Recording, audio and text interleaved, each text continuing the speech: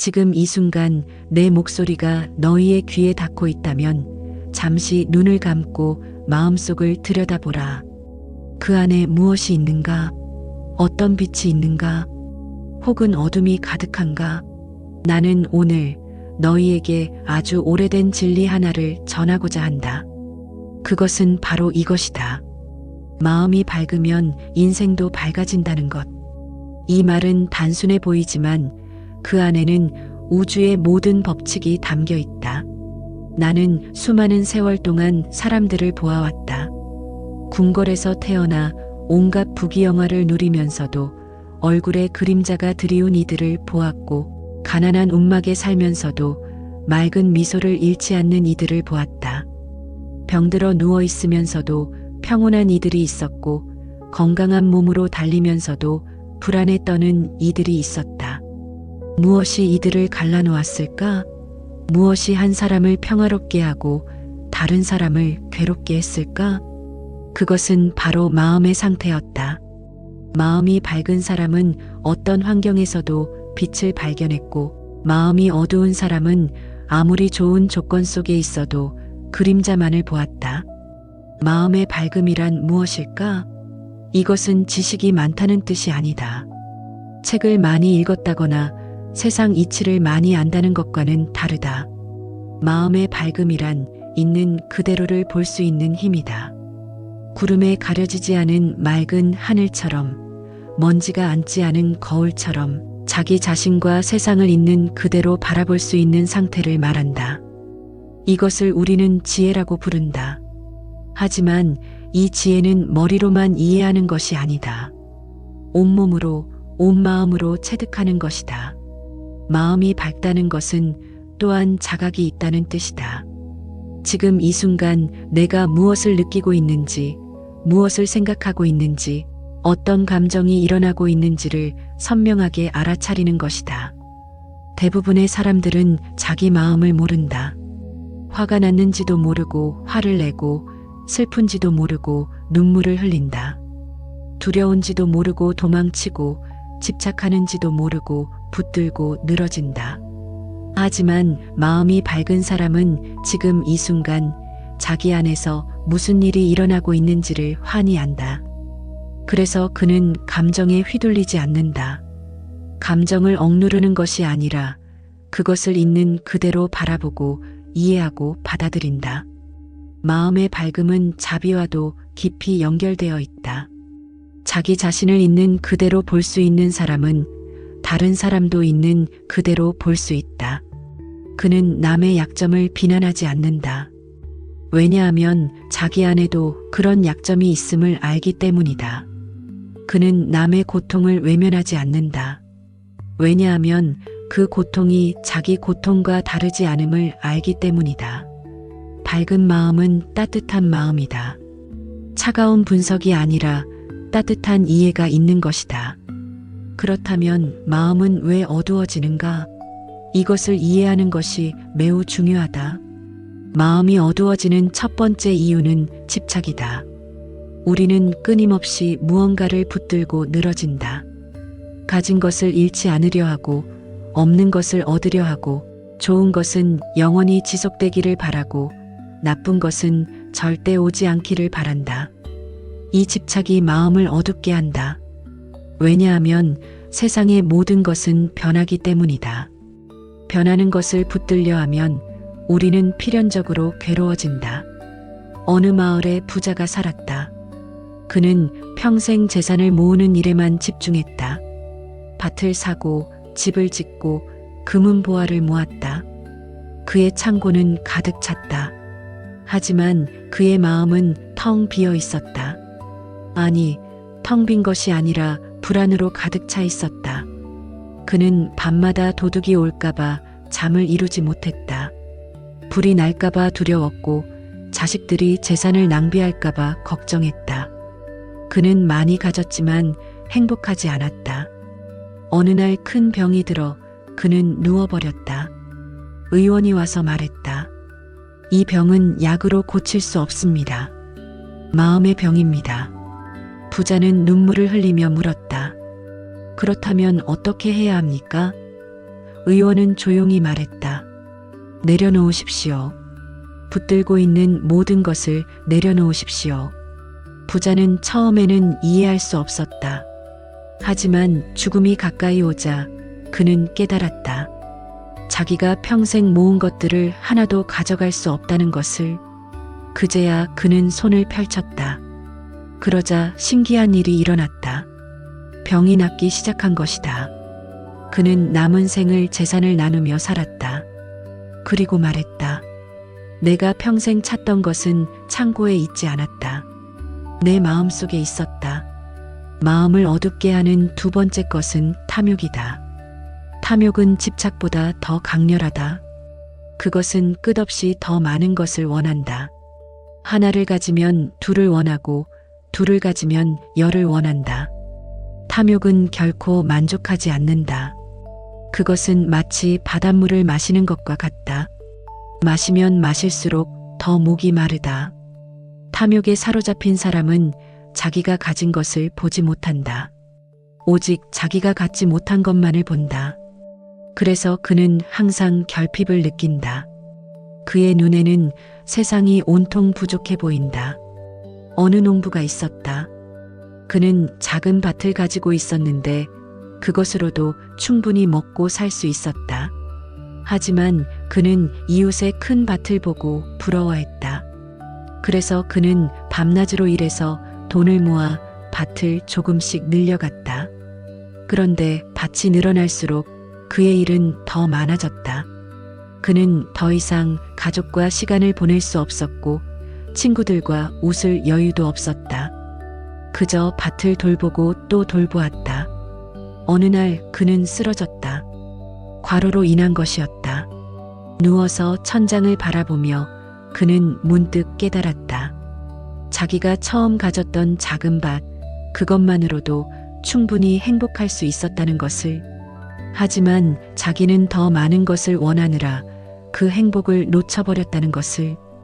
그는 회복한 후에 밭의 절반을 팔았다. 그리고 그 돈으로 가족들과 여행을 다녔다. 그제야 그는 처음으로 하늘이 얼마나 넓고 푸른지를 알았다. 마음을 어둡게 하는 세 번째 것은 분노다. 분노는 마음속에 불을 지른다. 그것은 먼저 자기 자신을 태우고 그 다음에 주변 사람들을 태운다. 분노한 사람은 세상을 적대적으로 본다. 모든 것이 자기를 해치려 한다고 생각한다. 작은 실수도 용서하지 못하고 작은 말 한마디에도 상처받는다. 그의 마음은 항상 긴장되어 있고 언제든지 폭발할 준비가 되어 있다. 이런 마음으로 어떻게 평화로울 수 있겠는가? 한 마을에 대장장이가 살았다. 그는 솜씨가 뛰어났지만 성격이 불같았다. 조금만 마음에 들지 않으면 화를 냈고 도제들을 구박했다. 사람들은 그를 두려워했고 그 역시 사람들을 믿지 않았다. 어느 날 한 노승이 그의 대장간을 찾아왔다. 낡은 쇠를 하나 내밀며 이것을 좋은 칼로 만들어 달라고 했다. 대장장이는 그 쇠를 보고 코웃음 쳤다. 이런 낡은 쇠로 무슨 칼을 만듭니까? 이건 쓸모없는 것입니다. 노승은 조용히 말했다. 쇠가 낡았다고 해서 쓸모없는 것은 아닙니다. 잘 단련하면 좋은 칼이 될 수 있습니다. 마음도 마찬가지입니다. 오래 굳어 있다 해도 잘 다스리면 밝아질 수 있습니다. 대장장이는 이 말에 뭔가 찔렸다. 그는 그 쇠를 받아 정성껏 달구고 두드렸다. 며칠을 공들여 마침내 아름다운 칼을 만들었다. 노승은 그 칼을 받아들고 말했다. 보십시오. 쓸모없어 보이던 것이 이렇게 빛나지 않습니까? 당신의 마음도 이와 같습니다. 분노의 불로 자신을 태우지 말고 그 열기로 마음을 단련하십시오. 대장장이는 그날 이후 조금씩 변하기 시작했다. 화가 날 때마다 그는 그 낡은 쇠를 떠올렸다. 그리고 자기 마음을 단련하려 노력했다. 시간이 흐르자 그의 얼굴에서 험악함이 사라지고 온화함이 자리 잡았다. 마음을 어둡게 하는 네 번째 것은 두려움이다. 두려움은 우리를 작게 만든다. 움츠러들게 하고 숨게 하고 도망치게 한다. 두려움에 사로잡힌 사람은 삶을 온전히 살지 못한다. 그는 항상 최악의 상황을 상상하고 아직 일어나지도 않은 일을 걱정한다. 그의 마음은 미래의 불행으로 가득 차 있다. 그래서 지금 이 순간의 아름다움을 보지 못한다. 한 여인이 있었다. 그녀는 젊은 시절 큰 병을 앓았다. 간신히 살아났지만 그 이후로 그녀는 늘 병에 대한 두려움을 안고 살았다. 조금만 몸이 불편해도 큰 병이 아닐까 걱정했고 의원을 찾아다녔다. 약을 잔뜩 먹었고 이것저것 조심했다. 하지만 두려움은 사라지지 않았다. 오히려 그녀의 삶 전체를 잠식했다. 그녀는 여행을 가지 못했다. 먼 곳에 가면 병이 날까봐. 친구들과 어울리지도 못했다. 사람들에게서 병이 옮을까봐. 그렇게 그녀는 집 안에 갇혀 살았다. 어느 날 그녀의 어린 손자가 물었다. 할머니, 왜 항상 집에만 계세요? 그녀는 대답할 수 없었다. 손자의 맑은 눈을 보면서 그녀는 문득 깨달았다. 자기는 병 때문에 고통받는 것이 아니라 병에 대한 두려움 때문에 고통받고 있다는 것을.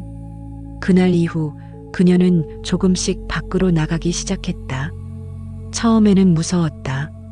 하지만 햇빛을 받고 바람을 맞고 새소리를 들으니 마음이 조금씩 열렸다. 그녀는 깨달았다. 진짜 병은 몸에 있는 것이 아니라 마음에 있었다는 것을. 이처럼 집착, 탐욕, 분노, 두려움은 우리 마음을 어둡게 한다. 이것들은 모두 무명에서 비롯된다. 무명이란 무엇인가? 그것은 사물의 진실한 모습을 보지 못하는 것이다. 모든 것은 변한다는 진리를 모르고 영원할 것처럼 집착한다. 모든 것은 서로 연결되어 있다는 진리를 모르고 나와 남을 분리한다. 모든 것은 조건에 따라 생겨났다가 사라진다는 진리를 모르고 독립적인 실체가 있다고 믿는다. 이 무명이 우리 마음을 덮고 있기 때문에 우리는 어둠 속에서 헤맨다. 하지만 다행히도 마음은 본래 밝다. 구름이 해를 가릴 수 있지만 해를 없앨 수는 없는 것처럼 번뇌가 마음을 가릴 수는 있지만 마음의 본성을 바꿀 수는 없다. 우리가 해야 할 일은 새로운 무언가를 만드는 것이 아니라 이미 있는 밝음을 가리고 있는 것들을 걷어내는 것이다. 마치 거울에 쌓인 먼지를 닦아내듯이 마음에 쌓인 번뇌를 닦아내는 것이다. 그렇다면 마음이 밝아지면 무슨 일이 일어나는가? 이것이 오늘 법문의 핵심이다. 마음이 밝아지면 인생이 밝아진다. 왜 그런가? 세상은 변하지 않는데 어떻게 인생이 달라질 수 있는가? 이것을 이해하려면 연기의 법칙을 알아야 한다. 연기란 모든 것은 서로 연결되어 있고 서로 의존하여 존재한다는 뜻이다. 이것이 있으므로 저것이 있고 이것이 없으면 저것도 없다. 마음과 세상도 그렇다. 마음과 세상은 따로 존재하는 것이 아니다. 마음이 세상을 인식하고 세상은 마음에 의해 경험된다. 그러므로 마음이 바뀌면 세상도 바뀐다. 같은 장미를 보아도 어떤 사람은 아름다움을 보고 어떤 사람은 가시를 본다. 같은 비가 내려도 어떤 사람은 축복을 느끼고 어떤 사람은 불편함을 느낀다. 세상은 그 자체로 좋거나 나쁜 것이 아니다. 우리 마음이 그것을 좋다고 하거나 나쁘다고 하는 것이다. 한 스님이 산사에서 수행하고 있었다. 어느 날 큰 비가 왔다. 빗물이 새어 방안이 젖었다. 어린 제자가 투덜거렸다. 비가 이렇게 많이 오다니 정말 싫습니다. 스님은 웃으며 말했다. 이 비가 산 아래 마을의 농부들에게는 얼마나 큰 축복이겠는가. 그들은 지금 하늘에 감사하며 춤을 추고 있을 것이다. 제자가 물었다. 그렇다면 스승님은 이 비를 어떻게 보십니까? 스님은 대답했다. 나는 그저 비를 본다. 비는 비일 뿐이다. 좋다거나 나쁘다는 것은 내 마음이 덧붙이는 것이다. 마음이 고요하면 비도 고요하고 마음이 시끄러우면 비도 시끄럽다. 마음이 밝아지면 가장 먼저 일어나는 변화는 세상을 보는 눈이 달라진다는 것이다. 어두운 마음으로 보면 세상은 온통 문제투성이다. 모든 사람이 적대적으로 보이고 모든 상황이 불리하게 느껴진다. 하지만 밝은 마음으로 보면 같은 세상이 전혀 다르게 보인다. 사람들의 선의가 보이고 삶의 아름다움이 보이고 매 순간의 기적이 보인다. 어떤 노인이 있었다. 그는 평생 불평불만 속에서 살았다. 날씨가 더우면 더워서 투덜거리고 추우면 추워서 불평했다. 사람들이 시끄러우면 시끄럽다고 화를 내고 조용하면 쓸쓸하다고 한숨을 쉬었다. 그의 가족들은 그를 기쁘게 하기 위해 온갖 노력을 했지만 소용이 없었다. 어느 날 그는 병이 들어 일어날 수 없게 되었다. 창밖을 보며 누워있던 그는 문득 한 그루 나무를 발견했다. 그 나무는 항상 거기 있었지만 그는 한 번도 제대로 본 적이 없었다. 그는 며칠을 그 나무를 바라보았다. 나무는 아침 햇살을 받아 빛났고 낮에는 새들이 찾아왔고 저녁에는 노을에 물들었다. 겨울이 오자 나뭇잎이 떨어졌고 봄이 오자 새싹이 돋았다. 나무는 아무 말이 없었다. 그저 거기 서서 계절의 변화를 받아들였다. 노인은 그 모습을 보며 깨달았다. 나무는 날씨를 탓하지 않았다. 추워도 더워도 비가 와도 눈이 와도 그저 있는 그대로 받아들이며 자랐다. 그래서 나무는 아름다웠다. 노인은 자기 자신을 돌아보았다. 자기는 평생 날씨를 탓하고 세상을 탓하고 사람들을 탓하며 살았다. 하지만 세상은 변하지 않았다. 변한 것은 자기 마음뿐이었다. 나무를 보며 그는 조금씩 마음을 바꾸기 시작했다. 더울 때는 오늘은 따뜻한 날이구나 하고 받아들였다. 추울 때는 시원한 공기가 상쾌하구나 하고 생각했다. 신기하게도 마음이 바뀌자 몸도 나아지기 시작했다. 그는 다시 일어나 걸을 수 있게 되었다. 가족들이 놀라워하며 물었다. 무슨 일이 있었습니까? 노인은 창밖의 나무를 가리키며 말했다. 저 나무가 나를 가르쳤다. 세상을 바꿀 수는 없지만 세상을 보는 눈은 바꿀 수 있다는 것을. 마음이 밝아지면 두 번째로 일어나는 변화는 인연이 달라진다는 것이다. 마음이 어두우면 나쁜 인연을 끌어당긴다. 의심하는 마음은 배신을 만들고 적대적인 마음은 적을 만들고 인색한 마음은 고립을 만든다. 하지만 마음이 밝으면 좋은 인연을 끌어당긴다. 신뢰하는 마음은 믿을 만한 사람을 만나게 하고 자비로운 마음은 따뜻한 사람들을 불러들이고 너그러운 마음은 풍요로운 관계를 만든다. 어느 마을에 두 상인이 살았다. 한 사람은 항상 사람들을 의심했다. 거래할 때도 끊임없이 의심하고 계약서에 온갖 조항을 넣고 조금이라도 손해를 볼까봐 노심초사했다. 다른 한 사람은 사람들을 믿었다. 물론 때로는 속기도 했다. 하지만 그는 그것도 배움의 기회로 여겼다. 세월이 흐른 뒤 의심하던 상인은 큰 재산을 모았지만 친구가 한 명도 없었다. 누구도 그를 신뢰하지 않았고 그 역시 누구도 신뢰하지 않았다. 반면 믿었던 상인은 재산은 적었지만 많은 친구들이 있었다. 어려울 때 서로 도왔고 기쁠 때 함께 웃었다. 어느 날 큰 불이 나서 두 사람의 가게가 모두 탔다. 의심하던 상인은 혼자 남았다. 아무도 그를 도우러 오지 않았다. 하지만 믿었던 상인에게는 많은 사람들이 찾아왔다. 걱정하지 마십시오. 우리가 도울 것입니다. 그들은 돈을 모아주고 함께 가게를 다시 지었다. 의심하던 상인은 그 모습을 보며 깨달았다. 자기가 평생 모은 재산보다 더 귀한 것은 사람들의 신뢰였다는 것을. 하지만 그것을 얻기에는 너무 늦었다. 마음이 밝아지면 세 번째로 일어나는 변화는 말이 달라진다는 것이다.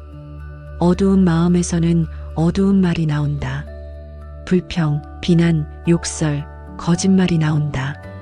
이런 말들은 독화살과 같아서 던지는 사람도 상처를 입히지만 맞는 사람은 더 큰 상처를 입는다. 하지만 밝은 마음에서는 밝은 말이 나온다. 격려, 위로, 감사, 진실이 나온다. 이런 말들은 약과 같아서 주는 사람도 치유되고 받는 사람도 치유된다. 한 여인이 있었는데 그녀는 말이 거칠었다. 화가 나면 욕을 했고 기분이 나쁘면 다른 사람을 비난했다. 그녀는 자기가 왜 그런지 몰랐다. 단지 기분이 나쁠 때 그렇게 하면 조금 시원해지는 것 같았다. 하지만 시간이 지나면서 그녀 주변에서 사람들이 하나둘씩 떠나갔다. 가족들도 그녀를 피했고 친구들도 멀어졌다. 그녀는 외로웠다. 어느 날 그녀의 어린 딸이 울면서 말했다. 엄마는 왜 항상 화난 말만 해요? 저는 엄마가 무서워요. 그 말이 그녀의 가슴을 찔렀다. 자기가 가장 사랑하는 딸이 자기를 무서워한다니. 그날 밤 그녀는 자기 자신을 깊이 돌아보았다. 왜 자기는 거친 말을 하는가? 그것은 자기 마음이 아팠기 때문이었다. 어린 시절 받은 상처, 인정받지 못한 아픔, 억눌린 감정들이 거친 말이 되어 나온 것이었다. 그녀는 깨달았다. 거친 말로는 그 아픔을 치유할 수 없다는 것을, 오히려 더 큰 아픔을 만들 뿐이라는 것을. 그날 이후 그녀는 말하기 전에 한 번 숨을 쉬기로 했다. 화가 날 때, 말이 목까지 올라올 때 한 번 숨을 쉬고 생각했다. 이 말이 정말 필요한가? 이 말이 상황을 좋게 만들까? 나쁘게 만들까? 처음에는 어려웠다. 오랜 습관을 바꾸는 것은 쉽지 않았다. 하지만 조금씩 변해갔다. 욕 대신 부드러운 표현을 사용하고 비난 대신 자기 감정을 솔직히 말하기 시작했다. 당신이 틀렸다는 말 대신 나는 이렇게 느꼈다고 말했다. 신기하게도 사람들의 반응이 달라졌다. 가족들이 다시 다가왔고 딸이 웃으며 안겼다. 그녀는 깨달았다. 말 한마디가 세상을 바꿀 수 있다는 것을.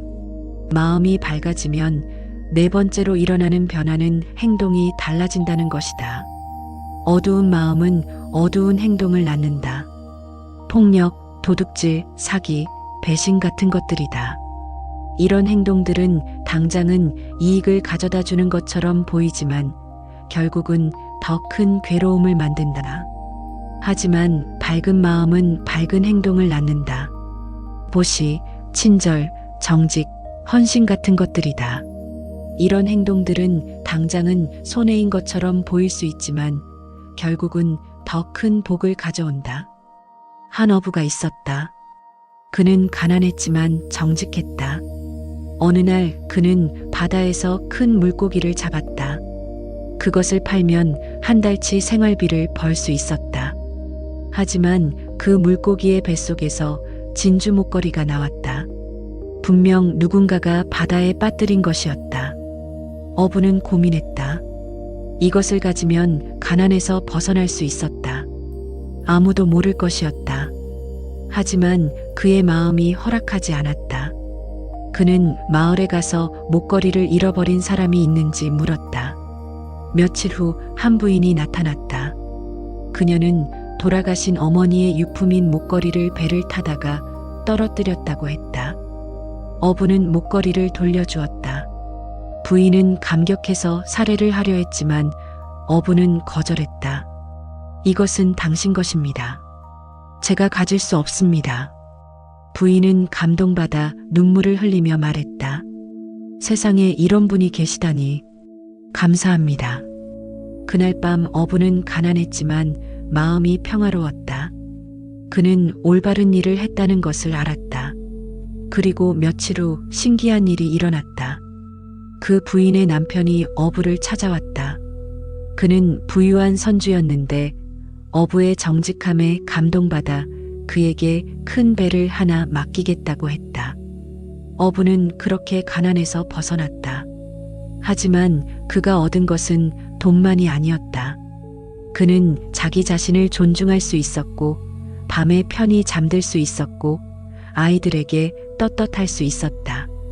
마음이 밝아지면 다섯 번째로 일어나는 변화는 괴로움을 대하는 태도가 달라진다는 것이다. 어두운 마음을 가진 사람은 괴로움을 피하려고만 한다. 괴로움이 오면 도망치고 부정하고 다른 것으로 덮으려 한다. 술을 마시거나 일에 빠지거나 다른 사람을 탓한다. 하지만 이렇게 해서는 괴로움이 사라지지 않는다. 오히려 쌓이고 쌓여서 언젠가 큰 폭발을 일으킨다. 반면 밝은 마음을 가진 사람은 괴로움을 정면으로 마주한다. 그는 괴로움을 적으로 보지 않는다. 오히려 스승으로 본다. 괴로움이 무엇을 가르쳐 주려 하는지 귀 기울인다. 한 선비가 있었다. 그는 과거 시험에 번번이 낙방했다. 그것은 큰 괴로움이었다. 처음에는 운이 없다고 탓했다. 다음에는 시험관들이 불공정하다고 원망했다. 하지만 괴로움은 계속되었다. 어느 날 그는 산사를 찾아가 한 노승에게 물었다. 스님, 저는 왜 이렇게 계속 실패하는 것입니까? 제게 무슨 문제가 있습니까? 노승은 물었다. 그대는 실패로부터 무엇을 배웠는가? 선비는 당황했다. 배운 거? 그는 실패에서 배울 것이 있다고 생각해 본 적이 없었다. 노승이 말했다. 실패는 거울과 같다. 그것은 우리에게 우리 자신을 보여준다. 그대가 실패해서 아무것도 배우지 않았다면 실패는 계속될 것이다. 선비는 깊이 생각했다. 그리고 자기 자신을 돌아보았다. 그는 시험 준비를 할 때 실력을 쌓기보다는 요령을 찾으려 했다. 진정으로 공부하기보다는 합격하는 것만을 생각했다. 그는 깨달았다. 자기의 실패는 자기에게 이것을 가르쳐 주고 있었다는 것을. 그날 이후 그는 달라졌다. 합격을 목표로 하지 않고 배움 자체를 목표로 했다. 책을 읽을 때 시험 문제를 생각하지 않고 그 내용이 말하는 진리를 생각했다. 그렇게 몇 년이 흘렀다. 그리고 어느 날 그는 과거에 합격했다. 하지만 그것은 더 이상 중요하지 않았다. 그는 이미 진정한 배움을 얻었기 때문이었다. 마음이 밝아지면 여섯 번째로 일어나는 변화는 시간을 대하는 태도가 달라진다는 것이다. 어두운 마음을 가진 사람은 항상 과거나 미래에 산다. 과거의 후회를 끝없이 되새기거나 미래의 걱정을 끝없이 그린다. 그래서 그는 지금 이 순간을 놓친다. 밝은 마음을 가진 사람은 지금 이 순간에 산다. 과거는 이미 지나갔고 미래는 아직 오지 않았다. 오직 지금 이 순간만이 진실로 존재한다는 것을 안다. 어느 마을에 노인이 살았다. 그는 과거의 영광을 잊지 못했다. 젊은 시절 그는 마을의 리더였고 사람들의 존경을 받았다. 하지만 이제는 늙고 쇠약해져서 아무도 그를 찾지 않았다. 그는 하루 종일 과거의 이야기만 했다. 내가 젊었을 때는 말이야. 사람들은 그의 이야기를 듣기 싫어했다. 그는 더욱 외로워졌고 더욱 과거에 집착했다. 어느 날 그의 손자가 찾아왔다. 손자는 할아버지에게 물었다. 할아버지, 지금 창밖을 보세요. 무엇이 보이세요? 노인은 귀찮은 듯 대답했다. 나무가 보이고 하늘이 보이지. 손자가 말했다. 할아버지는 지금 그것을 보고 계시지 않아요. 할아버지의 눈은 창밖을 향하고 있지만 할아버지의 마음은 과거를 보고 있어요. 노인은 깜짝 놀랐다. 손자의 말이 맞았다. 그는 지금을 살고 있지 않았다. 그날 이후 노인은 조금씩 변하려 노력했다. 과거 이야기를 하려다가 멈추고 지금 이 순간에 집중하려 했다. 손자와 이야기할 때는 손자의 말을 진정으로 들었다. 밥을 먹을 때는 밥맛을 진정으로 느꼈다. 산책을 할 때는 바람과 햇살을 진정으로 느꼈다. 신기하게도 삶이 다시 의미 있게 느껴지기 시작했다. 과거의 영광은 사라졌지만 지금 이 순간의 평화가 있었다. 그리고 그것으로 충분했다. 이처럼 마음이 밝아지면 삶의 모든 면이 달라진다. 세상이 변하는 것이 아니다. 세상은 여전히 그대로다. 여전히 고통이 있고 늙음이 있고 병듦이 있고 죽음이 있다. 하지만 그것을 대하는 우리의 태도가 달라진다. 그리고 그 태도의 변화가 모든 것을 바꾼다. 이제 나는 특별히 너희 중에서 나이 든 이들에게 말하고자 한다. 너희들은 긴 세월을 살아왔다. 많은 것을 경험했고 많은 것을 보았다. 기쁨도 있었고 슬픔도 있었다. 성공도 있었고 실패도 있었다. 만남도 있었고 이별도 있었다. 그 모든 경험이 너희의 마음에 쌓여 있다.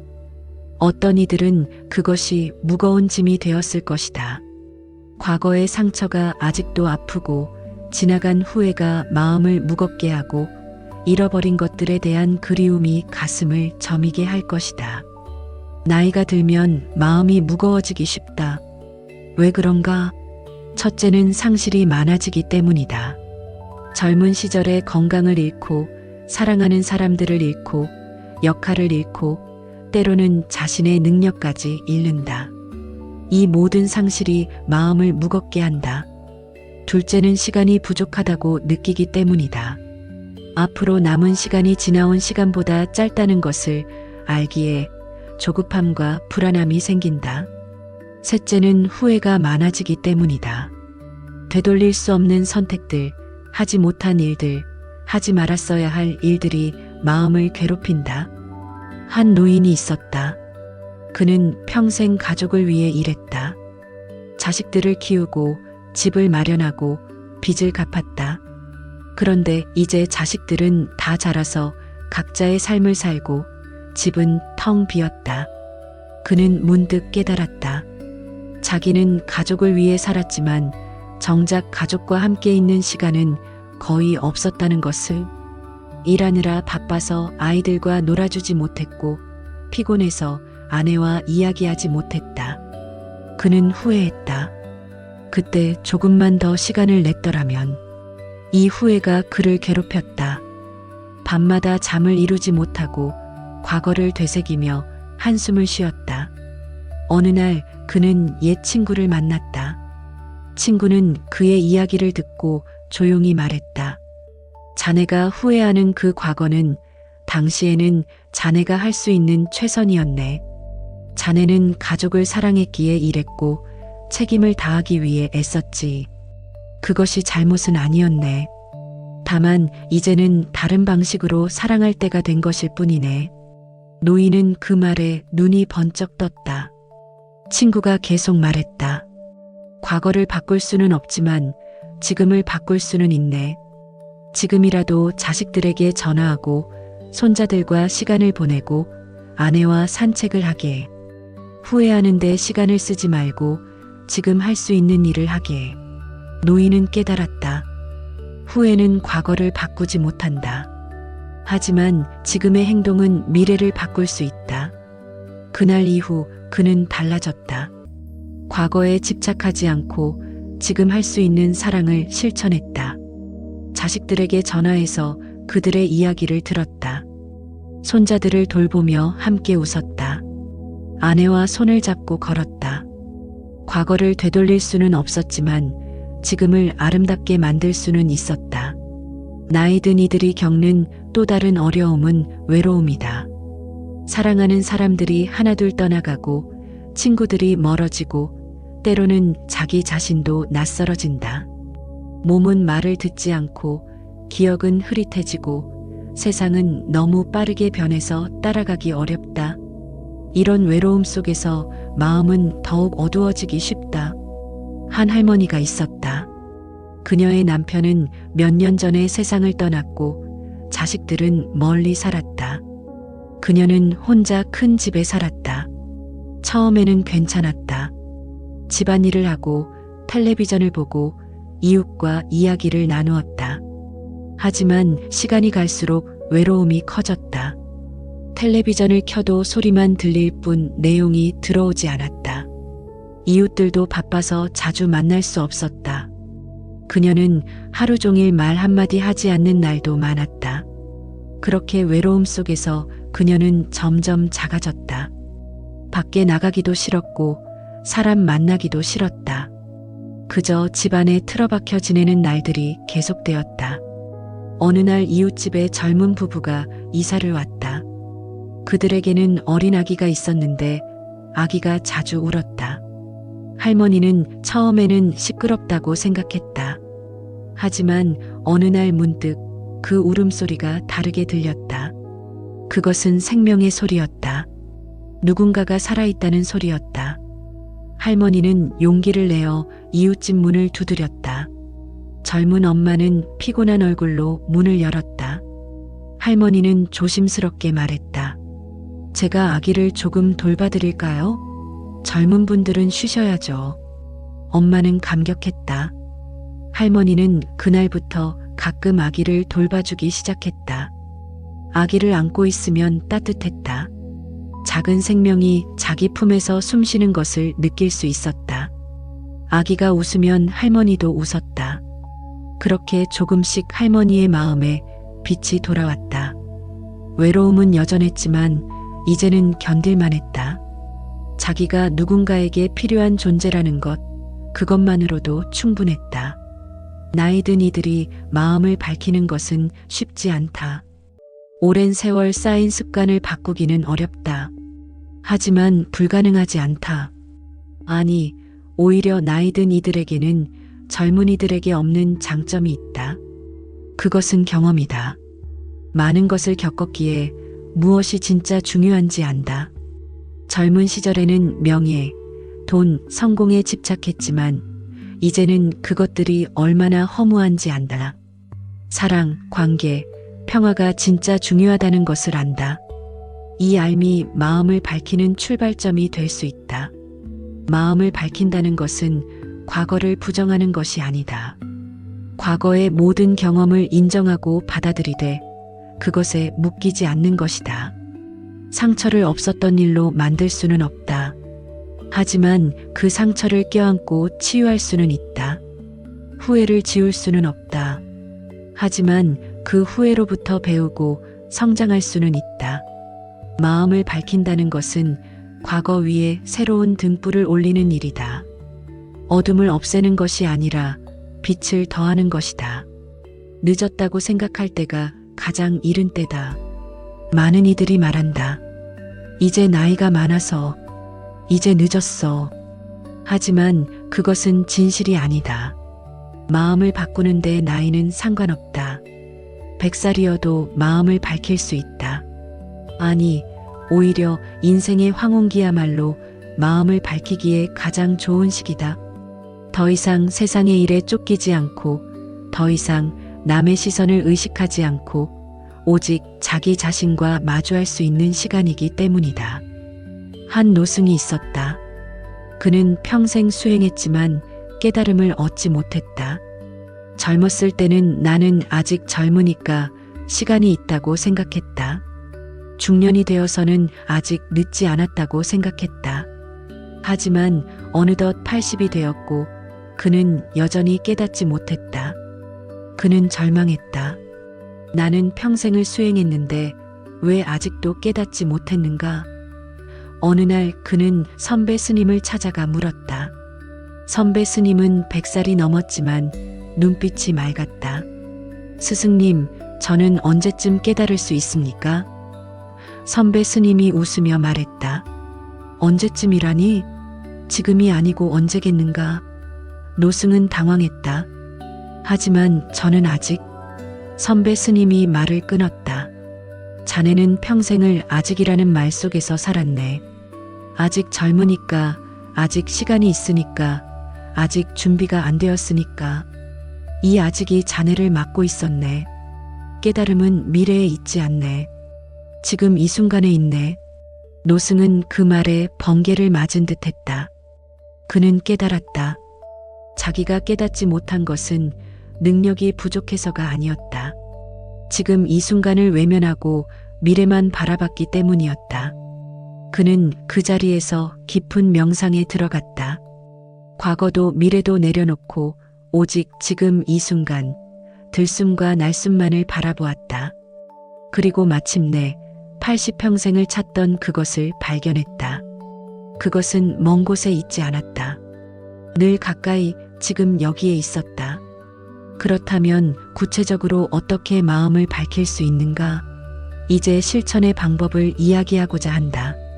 하지만 명심하라. 방법은 도구일 뿐이다. 중요한 것은 방법이 아니라 마음가짐이다. 진실으로 자기 자신을 변화시키고자 하는 마음, 그것이 가장 중요하다. 첫 번째 방법은 호흡을 바라보는 것이다. 우리는 태어나서 죽을 때까지 숨을 쉰다. 하지만 대부분의 사람들은 자기가 숨쉬고 있다는 것조차 의식하지 못한다. 호흡은 너무 자연스러워서 당연하게 여겨진다. 하지만 이 호흡에 주의를 기울이면 놀라운 일이 일어난다. 호흡을 바라보는 것은 지금 이 순간으로 돌아오는 가장 쉬운 방법이다. 매일 아침 일어나면 혹은 잠들기 전에 조용히 앉아라. 등을 곧게 펴고 눈을 감거나 반쯤 뜨고 자기의 호흡을 바라보라. 숨이 들어오는 것을 느끼고 숨이 나가는 것을 느껴라. 숨을 조절하려 하지 말라. 그저 있는 그대로 지켜보라. 숨이 빠르면 빠른 대로, 느리면 느리대로 그냥 바라보라. 처음에는 잡념이 많이 일어날 것이다. 오늘 뭘 해야 하지? 어제 그 일은 왜 그랬을까? 내일은 어떻게 될까? 온갖 생각들이 물결처럼 밀려온다. 그것은 자연스러운 일이다. 생각을 억누르려 하지 말라. 그저 알아차리고 다시 호흡으로 돌아오라. 아, 내가 지금 생각하고 있구나 하고 인정하고 부드럽게 호흡으로 주의를 되돌리라. 이것을 반복하라. 생각이 일어나고 알아차리고 돌아오기를 반복하라. 이 수행은 단순해 보이지만 깊다. 호흡을 바라보는 것은 마음의 거울을 닦는 것과 같다. 처음에는 거울이 너무 더러워서 아무것도 보이지 않는다. 하지만 조금씩 닦다 보면 점점 선명해진다. 마음도 그렇다. 처음에는 온갖 잡념으로 가득하지만 계속 호흡을 바라보다 보면 점점 고요해진다. 그리고 그 고요함 속에서 자기 자신의 진짜 모습을 볼 수 있게 된다. 한 상인이 있었다. 그는 늘 바빴다. 장사 걱정, 돈 걱정, 가족 걱정으로 머리가 복잡했다. 밤에도 잠을 제대로 못 잤다. 잠들려고 하면 온갖 걱정이 밀려왔다. 어느 날 그는 한 스님의 법문을 듣게 되었다. 스님은 호흡을 바라보는 수행을 가르쳤다. 상인은 반신반의했지만 시도해보기로 했다. 그날 밤 잠자리에 누워 호흡을 바라보기 시작했다. 하지만 몇 번 숨을 쉬기도 전에 잡념이 밀려왔다. 내일 그 거래는 어떻게 되려나? 그는 다시 호흡으로 돌아왔다. 하지만 또 잡념이 왔다. 요즘 아내가 불편해 보이는데. 그는 또 호흡으로 돌아왔다. 이렇게 수십 번을 반복했다. 지쳐서 잠들었다. 다음 날도 그 다음 날도 그는 계속했다. 여전히 잡념이 많았다. 하지만 조금씩 변화가 일어났다. 잡념이 일어나는 것을 더 빨리 알아차리게 되었다. 그리고 잡념에 휘둘리지 않고 더 쉽게 호흡으로 돌아올 수 있게 되었다. 한 달쯤 지나자 신기한 일이 일어났다. 잠들기가 쉬워진 것이다. 호흡을 바라보고 있으면 마음이 편안해지면서 자연스럽게 잠이 들었다. 그리고 낮에도 변화가 있었다. 걱정이 밀려올 때 그는 잠시 멈추고 몇 번 호흡을 바라보았다. 그러면 마음이 진정되었다. 완전히 걱정이 사라지는 것은 아니었지만 걱정에 압도되지 않게 되었다. 1년쯤 지나자 그의 삶이 많이 달라졌다. 여전히 장사를 하고 돈을 벌고 가족을 돌보았다. 하지만 그 모든 것을 하면서도 마음 한구석에는 고요함이 있었다. 그것은 마치 깊은 바다의 바닥과 같았다. 표면에서는 파도가 치지만 바닥은 고요하다. 그의 마음도 그렇게 되었다. 두 번째 방법은 괴로움이 올라올 때 마음을 다루는 것이다. 살다 보면 괴로움은 필연적으로 찾아온다. 화가 나는 일, 슬픈 일, 두려운 일, 억울한 일이 생긴다. 이럴 때 대부분의 사람들은 두 가지 중 하나를 한다. 괴로움을 억누르거나 괴로움에 휩쓸리거나. 하지만 둘 다 좋은 방법이 아니다. 억누르면 괴로움은 마음 깊은 곳에 쌓여서 언젠가 폭발한다. 휩쓸리면 괴로움이 우리를 지배하고 우리는 통제력을 잃는다. 더 좋은 방법이 있다. 괴로움을 있는 그대로 바라보는 것이다. 괴로움이 올라올 때 도망치지도 말고 맞서 싸우지도 말라. 그저 조용히 그것을 바라보라. 아, 지금 내 안에서 화가 일어나고 있구나. 지금 슬픔이 올라오고 있구나. 지금 두려움을 느끼고 있구나. 이렇게 알아차리라. 그리고 그 감정이 몸의 어디에서 느껴지는지 관찰하라. 가슴이 답답한가? 목이 메는가? 배가 뒤틀리는가? 그것을 세심히 느껴보라. 놀라운 일이 일어난다. 괴로움을 그저 바라보기만 해도 그것의 힘이 약해진다. 왜 그런가? 괴로움은 우리가 그것과 동일시할 때 강해진다. 나는 화가 난다고 생각하면 우리는 화 그 자체가 된다. 하지만 화라는 감정이 일어나고 있다고 관찰하면 우리와 화 사이에 공간이 생긴다. 우리는 화가 아니다. 우리는 화를 경험하고 있는 자다. 이 구분이 매우 중요하다. 한 어머니가 있었다. 그녀는 10대 아들과 자주 다투었다. 아들은 반항적이었고 그녀는 그것을 참을 수 없었다. 아들이 무례한 말을 하면 그녀도 소리를 질렀다. 그러면 아들도 더 크게 소리를 질렀다. 악순환이었다. 매번 다툼이 끝나면 그녀는 후회했다. 왜 나는 저렇게 화를 냈을까? 나는 나쁜 엄마야.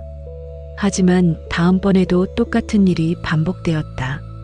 어느 날 그녀는 한 책을 읽게 되었다. 그 책은 감정을 다루는 방법을 가르쳤다. 그녀는 시도해 보기로 했다. 며칠 후 아들이 또 무례한 말을 했다. 순간 화가 치밀어 올랐다. 예전 같으면 바로 소리를 질렀을 것이다. 하지만 그녀는 잠시 멈추었다. 그리고 자기 안을 들여다보았다. 지금 화가 올라오고 있다. 가슴이 뜨겁고 주먹이 쥐어진다. 큰 소리를 지르고 싶은 충동이 인다. 이렇게 몇 초간 관찰했다. 그러자 신기하게도 화의 강도가 조금 약해졌다. 완전히 사라진 것은 아니지만 압도적이지는 않았다. 그녀는 깊게 숨을 쉬고 말했다. 엄마는 지금 내 말에 화가 난다. 하지만 소리 지르고 싶지 않아. 우리 잠시 시간을 가지자. 아들은 놀란 듯 그녀를 보았다. 평소와 다른 반응이었기 때문이다. 그날 이후로도 다툼은 있었다. 하지만 조금씩 달라졌다. 어머니가 화를 다르게 다루자 아들도 조금씩 변하기 시작했다. 그들의 관계는 완벽하지 않았지만 예전보다는 나아졌다. 무엇보다 어머니는 자기 자신을 더 존중할 수 있게 되었다. 화를 느끼는 것은 나쁜 것이 아니었다. 중요한 것은 그 화를 어떻게 다루느냐였다. 세 번째 방법은 일상 속의 작은 순간들에서 수행하는 것이다. 많은 이들이 수행을 특별한 것으로 생각한다. 절에 가야 하고 조용한 방에 앉아 있어야 하고 긴 시간을 내야 한다고 생각한다. 하지만 그렇지 않다. 수행은 삶의 모든 순간에 있다. 걷는 것, 먹는 것, 말하는 것, 심지어 설거지하는 것까지 모두 수행이 될 수 있다. 걸을 때를 생각해 보라. 대부분의 사람들은 걸으면서 다른 생각을 한다. 어디로 가야 하는지, 도착해서 무엇을 해야 하는지, 어제 있었던 일은 왜 그랬는지, 온갖 생각을 하면서 걷는다. 그래서 걷는 그 순간을 놓친다. 하지만 의식적으로 걸어보라. 발이 땅에 닿는 것을 느끼라. 왼발, 오른발, 왼발, 오른발. 천천히 걸으며 각 발걸음을 느껴보라. 바람이 피부에 닿는 것을 느끼고 햇살의 따뜻함을 느끼고 새소리를 들어라. 이렇게 걸으면 걷기가 명상이 된다. 먹을 때도 마찬가지다. 대부분의 사람들은 먹으면서 텔레비전을 보거나 스마트폰을 보거나 대화를 한다. 음식을 입에 넣고 씹기는 하지만 정작 그 맛을 제대로 느끼지 못한다. 한번 의식적으로 먹어보라. 음식을 눈으로 보고 냄새를 맡고 입에 넣었을 때의 감촉을 느끼고 천천히 씹으며 맛을 음미하라. 그러면 같은 음식도 전혀 다르게 느껴진다. 더 맛있게 느껴질 뿐 아니라 더 감사하게 느껴진다. 말할 때도 수행할 수 있다. 말하기 전에 잠시 멈추는 습관을 들여라. 이 말이 필요한가? 이 말이 도움이 되는가? 이 말이 진실한가? 이 세 가지를 확인하라. 필요하지 않고 도움이 되지 않고 진실하지 않은 말이라면 하지 않는 것이 낫다. 이렇게 하면 말의 양은 줄어들지만 질은 높아진다. 그리고 불필요한 갈등을 피할 수 있다. 설거지를 할 때도 수행할 수 있다. 많은 이들이 설거지를 싫어한다. 귀찮고 지루한 일로 여긴다. 그래서 빨리 끝내려고 한다. 하지만 설거지도 명상이 될 수 있다. 물의 온도를 느끼고 비누 거품의 촉감을 느끼고 그릇이 깨끗해지는 과정을 지켜보라. 서두르지 말고 천천히 정성껏 하라. 그러면 설거지가 고통이 아니라 평화가 된다. 한 주부가 있었다. 그녀는 매일 반복되는 집안일에 지쳐 있었다. 요리하고 청소하고 빨래하고 설거지하고 끝이 없었다. 그녀는 이런 일들이 무의미하게 느껴졌다. 나는 왜 이런 일만 하고 있을까? 내 인생은 이게 다인가? 어느 날 그녀는 한 수녀의 이야기를 들었다. 그 수녀는 수도원에서 오랜 세월 설거지를 담당했다. 누군가 물었다. 매일 설거지만 하는 것이 지루하지 않습니까? 수녀는 웃으며 대답했다. 설거지는 제게 명상입니다. 물과 함께하고 그릇을 깨끗하게 하면서 제 마음도 깨끗해집니다.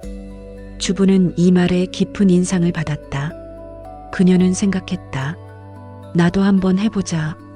다음 날부터 그녀는 집안일을 다르게 대했다. 설거지를 할 때 온전히 설거지에 집중했다. 청소를 할 때 온전히 청소에 집중했다. 처음에는 어색했다. 하지만 계속하다 보니 변화가 일어났다. 집안일이 더 이상 고통이 아니었다. 물론 여전히 힘들고 반복적이었다. 하지만 그 안에 고요함이 있었다. 그리고 그녀는 깨달았다.